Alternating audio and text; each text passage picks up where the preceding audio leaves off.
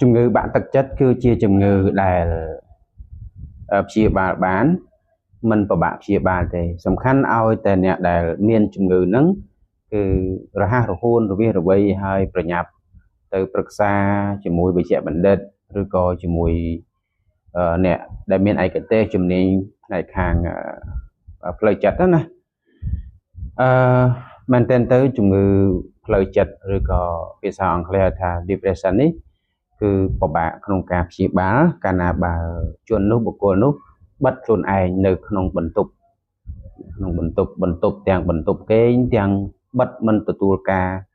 អប់រំមិនទទួលការលើកទឹកចិត្តពីមនុស្សជុំវិញខ្លួនការបិទបែបនេះគឺជាការធ្វើបាបខ្លួនឯងបន្ថែមនៅទៅលើនឹងជំងឺ depression នាងបដាចារាគឺនាងមានជំងឺបាក់ទឹកចិត្តនៅពេលដែលត្រូវបានបាត់បង់ប្តីជាទីស្រឡាញ់មុនដំបូងគេប្តីរបស់នាងត្រូវបានពស់ខាំស្លាប់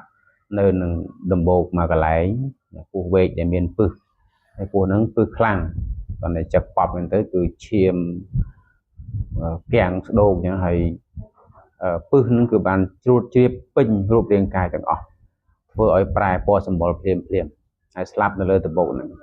នៅពេលដែលព្រឹកឡើងមកយកបោភ្លឺដោយឆ្លងទលេប្រសូតកូនតែឯងនៅកណ្ដាលព្រៃហ្នឹងហើយអញ្ចឹងគឺធ្វើឲ្យចិត្តរបស់នាងហ្នឹងរងនៅសម្ពាធនឹងហាក់ដូចជាទួលភ្នំគឺធ្វើឲ្យនាងពិបាកក្នុងការដោះស្រាយខ្លួនឯងអញ្ចឹងព្រលឹមឡើងមកយកបោភ្លឺនាងឆ្លងទលេកូនទី2ហ្នឹងហើយកូនទី1បងនោះគឺយំផងឲ្យផងនៅកណ្ដាលភ្លៀងអញ្ចឹងបានមានបងប្អូនខ្លះគាត់ថារឿងនឹងបដាចារគឺជារឿងប្រឡំលោកតាមពិតគឺជារឿងប្រវត្តិពិតរបស់នាងបដាចារាធិរីបច្ចុប្បន្នគឺព្រះនាងបរិនិព្វានហើយដោយសារនាងបានបួសនៅក្នុងសំណាក់ព្រះពុទ្ធហើយបានសម្រេចនៅអរហត្តផលចាត់លុះអញ្ចឹងគឺនាងនិព្វានហើយមិនវិលមកយកកំណើតជាមនុស្សទៀតទេ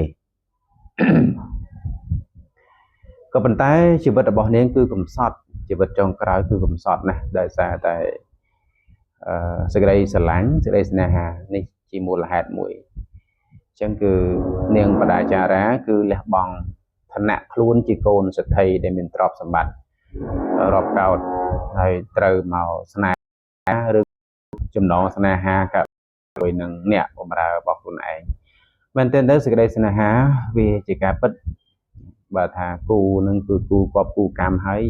ទោះបីឋានៈខ្ពស់ប៉ុណ្ណាក៏ដោយក៏អាចស្រឡាញ់គ្នាបានដែរដោយសារតែជាគូ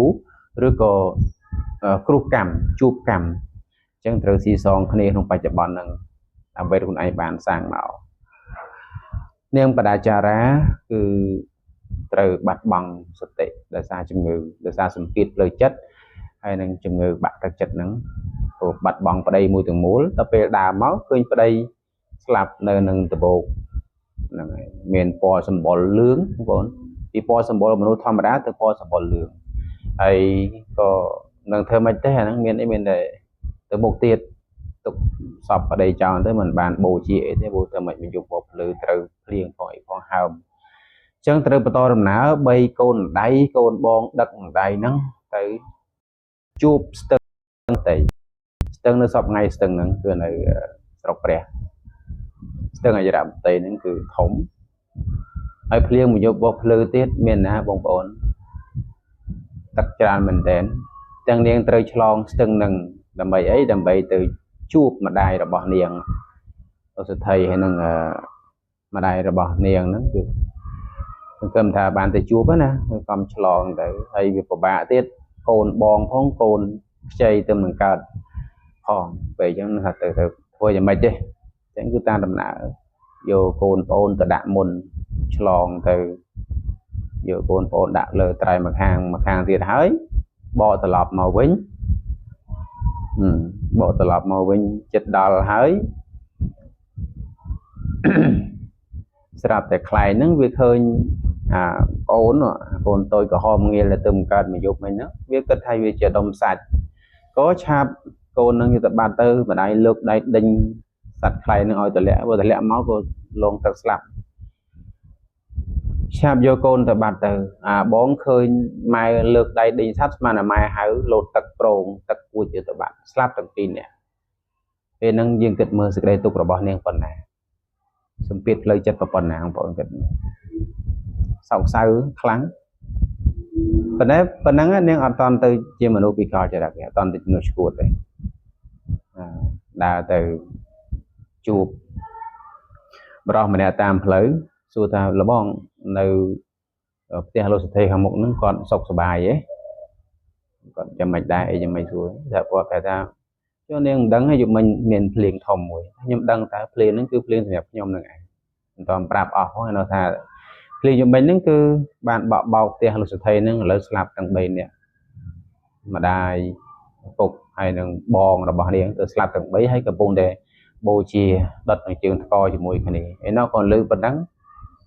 អស់បាទទៅជាមនុស្សវិកលចរិតហៅថាបដាចារៈហ្នឹងគឺមនុស្សវិកលចរិតត្រឡប់ពីមនុស្សជាទៅជាមនុស្សឈួតក៏សម្ពុតកៅអៅត្រូវលបូតចេញពីខ្លួនអស់នេះជាជំងឺនេះក៏បាក់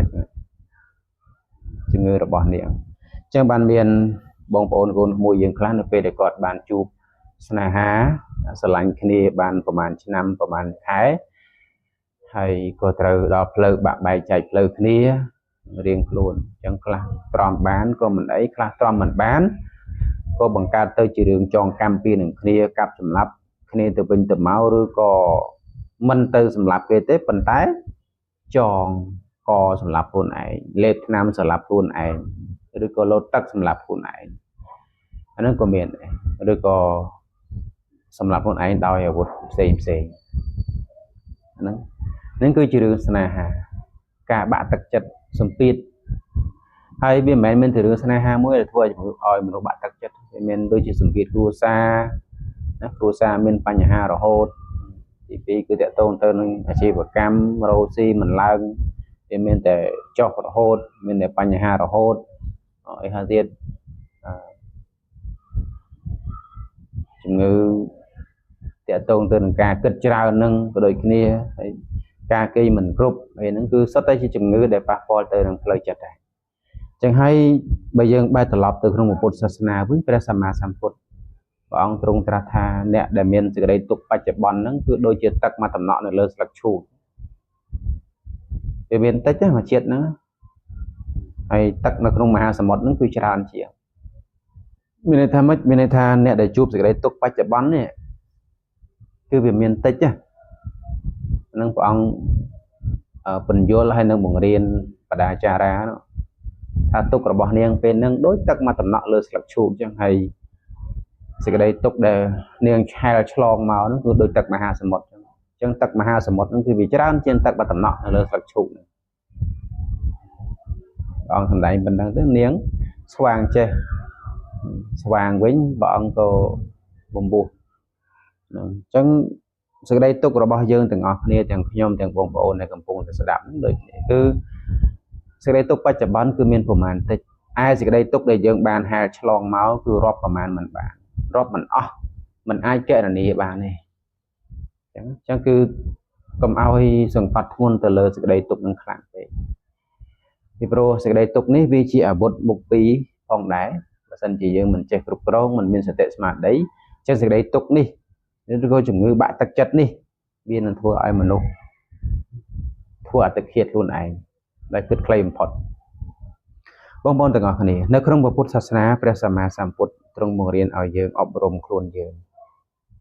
ទូមានចិត្តខ្លួនឯងគ្រប់គ្រងចិត្តខ្លួនឯងធ្វើយ៉ាងណាកុំឲ្យចិត្តនេះវារងសម្ពាធខ្លាំងពេករៀនទទួលស្គាល់ការពិតនៅក្នុងជីវិតរបស់មនុស្សយើងម្នាក់គ្មាននរណាដែលកើតមកថាអត់មានសេចក្តីទុក្ខទេគឺមានសេចក្តីទុក្ខទាំងអស់ហើយគ្មាននរណាដែលកើតមកមិនមានជំងឺបាក់ទឹកចិត្តទេគឺសុទ្ធតែមានជំងឺបាក់ទឹកចិត្តទាំងអស់គាត់ថាបញ្ហាមនុស្សនៅលើโลกនេះគឺមានបញ្ហារៀងខ្លួនវាមិនដូចគ្នាទេខ្លះមានបញ្ហាធំខ្លះមានបញ្ហាតូចខ្លះទៅក៏វារូបផ្សំគ្នាបញ្ហាមកពីរិទ្ធពីកើតពីត្បូងចម្រោះចូលគ្នាទៅវាកើតទៅជាបញ្ហាពិបាកដោះស្រាយក៏ប៉ុន្តែព្រះសម្មាសម្ពុទ្ធព្រះអង្គទ្រង់បង្រៀនឲ្យយើងគ្រប់គ្រងខ្លួនឯងពាក្យថាខ្លួនក្នុងទីនេះគឺគ្រប់គ្រងចិត្តនឹងឯង គ្រប់គ្រងចិត្តទូមានចិត្តដាស់តឿនខ្លួនឯងបង្រៀនខ្លួនឯងឲ្យទទួលស្គាល់ការពិតថាហ្នឹងគឺវាជាជីវិតគឺវាអញ្ចឹងហើយបើសិនជាយើងប្តេជ្ញាផ្ដួលរមួលផ្សំគ្រិចទៅជាមួយនឹងបញ្ហាទាំងអស់ហ្នឹងអញ្ចឹងបញ្ហាទាំងអស់ហ្នឹងវានឹងបង្កទៅជាឬក៏វាបង្កើតទៅជាអាវុធមួយដ៏មុតសម្រាប់យើងឲ្យមិនដឹងខ្លួនដូច្នេះកុំបណ្តែតបណ្ដោយកុំតាមជំងឺ depression ហ្នឹងអត់បានទេយើងមានការងារច្រើនទៀតដែលយើងត្រូវបំពេញមិនមែនកិច្ចការងារមកអង្គុយសេតណាចេះមួយចោះពីរឬក៏បង្ហាញក្តីទុកកង្វល់លើបណ្ដាញសង្គម Facebook ខ្ញុំវាកើតទុកនិយាយខ្ញុំវាកើតទុកចុះវាគ្មានណាគេជួយយើងបានក្រៅពីខ្លួនយើងទេអត់មានទេហើយបើសិនជាយើងនៅតែបណ្តែតបណ្ដោយព្យាយាមបង្ហាញអាកប្បកិរិយាឬក៏អាភាពសោកសៅទុកកង្វល់ខ្វល់ខ្វាយផ្សេងៗលើបណ្ដាញអាហ្នឹងយើងកំពុងតែបង្ហាញកំសោយរបស់ខ្លួនឯងហើយអញ្ចឹងពេទ្យចិត្តសាស្ត្រមានណាឬក៏យើងស្ដាប់ទៅលើសម័យនេះអត់ពិបាកទេគ្រាន់តែយើងបើកចូលទៅកាន់ YouTube ទៅសេថាការអប់រំចិត្តវាចេញមកមានព្រះអង្គគ្រូគូសុភាពលបងសានដូចជាលោកគ្រូអគ្គបណ្ឌិតបុត្រវង្សព្រះអង្គគ្រូលបងជួនកកដាមានច្រើនទៀតដែលជាពហុសោតក្នុងការបញ្ញត្តិបញ្យល់តាក់ទងទៅនឹងការរងាប់ផ្លូវចិត្តនេះឯងគ្រប់គ្នាទាំងអស់មិនថាអ្នកបួសឬមិនបួសទេបងប្អូនគឺតែងតែមានជំងឺផ្លូវចិត្តជាធម្មតាតែថាមិនមានជំងឺផ្លូវចិត្តវាតល់តែនៅនោះគឺជាព្រះអរហន្ត